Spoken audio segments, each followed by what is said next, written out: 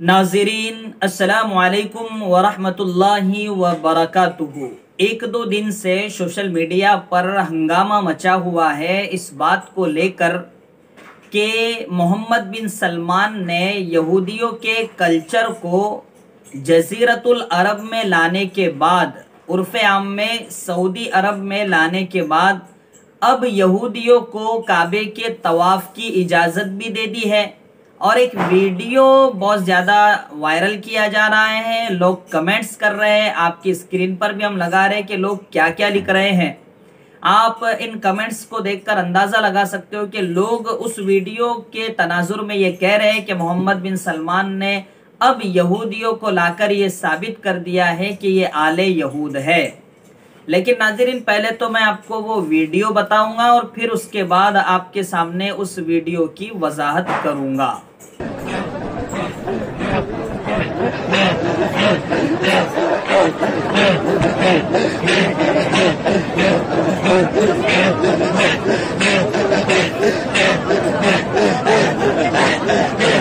नाज़रीन, ये है वो वीडियो जिसकी बुनियाद पर लोग कह रहे हैं कि मोहम्मद बिन सलमान ने अब यहूदियों को काबे के तवाफ़ की इजाज़त दे दी है। ये क़यामत की निशानी है और ये होना ही था। लेकिन इस वीडियो की हकीकत ये है कि ये तकरीबन 2017 का वीडियो है, आज से 4 साल पहले का वीडियो है।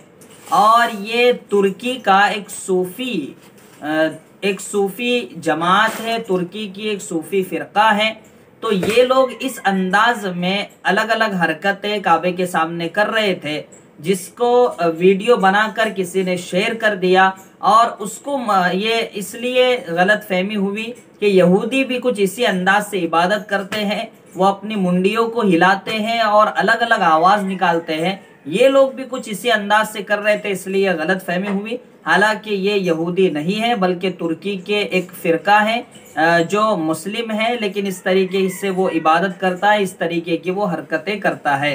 तो यहूदियों की आमद अभी तक काबतुल्लाह में नहीं हुई है।